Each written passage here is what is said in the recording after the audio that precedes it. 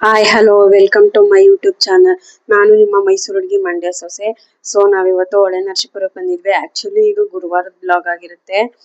So ನಾವು ಹೊಳೆ ನರಸೀಪುರಕ್ಕೆ ಬಂದ ಕಾರಣ ಏನಪ್ಪಾ ಅಂದ್ರೆ ನನ್ನ ಮಗನ ಸ್ವಲ್ಪ ಸ್ಕೂಲ್ಗೆ ಅಡ್ಮಿಷನ್ ಮಾಡಿಸ್ಬೇಕಿತ್ತು.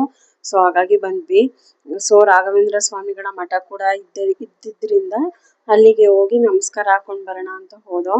ಸೊ ಹೋದ್ರೆ ಸಿಕ್ಕಾಬಟ್ಟೆ ಕ್ರೌಡು ಜನ ಅಂತೂ. ಗುರುವಾರ ಆದ್ರಿಂದ ವಿಶೇಷ ಪೂಜೆ ಅಲಂಕಾರ ಎಲ್ಲ ಇತ್ತು.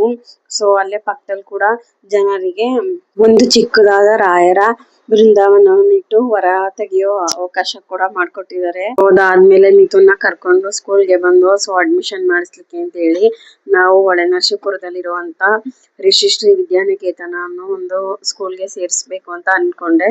ಸೊ ನಾನ್ ಹೇಳೋ ಪ್ರಕಾರ ಹೆಂಗೆ ಅಂದ್ರೆ ನನ್ ಮಗನ್ಗೆ ಯಾವ ಸ್ಕೂಲ್ ಸೂಟ್ ಆಗುತ್ತೆ ಅನ್ನೋದಲ್ಲ ನನ್ನ ಮಗ ಯಾವ ಸ್ಕೂಲ್ ಅಲ್ಲಿ ಇದ್ರೆ ಅವ್ನ್ ಚೆನ್ನಾಗ್ ಓದ್ತಾನೆ, ಚೆನ್ನಾಗ್ ಬರೀತಾನೆ, ಯಾವ ಸ್ಕೂಲ್ ಅಲ್ಲಿ ಇದ್ರೆ ಅವ್ನ್ ಚೆನ್ನಾಗ್ ಕಲ್ತ್ಕೋತಾನೆ ಅನ್ನೋದು ಇಂಪಾರ್ಟೆಂಟ್.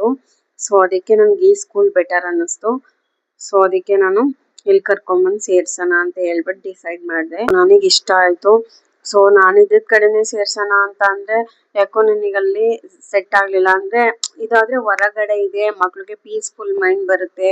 ಸೊ ಒಂದು ಶಬ್ದ ಇಲ್ಲ, ಒಂದ್ ವಾಹನಗಳ ಶಬ್ದ ಇಲ್ಲ, ಏನೋ ಒಂದ್ ಸಣ್ಣ ಪಿನ್ ಬಿದ್ರು ಶಬ್ದ ಕೇಳೋಷ್ಟು ಚೆನ್ನಾಗಿದೆ ಸ್ಕೂಲ್ ಇದು. ಸೊ ಅದಕ್ಕೆ ಸಿಟಿಯಿಂದ ಸ್ವಲ್ಪ ದೂರದಲ್ಲೇ ಇದೆ. ಸೊ ಅದಕ್ಕೆ ನಾನು ಇದನ್ನ ಆಯ್ಕೆ ಮಾಡ್ಕೊಂಡೆ, ರಿಷಿಶ್ರೀ ವಿದ್ಯಾನಿಕೇತನ ಅಂತ ಹೇಳಿ. ಒಳಗ್ ಹೋಗ್ತಿದ್ದಂಗೆ ನನ್ ಮಗ ಅಂತೂ ಮಮ್ಮಿ ನನ್ ಸ್ಕೂಲು ನಾನು ಬರ್ತೀನಿ ಅಂತ ಖುಷಿಯಿಂದ ಹೇಳ್ಕೊತಾ ಇದ್ದ.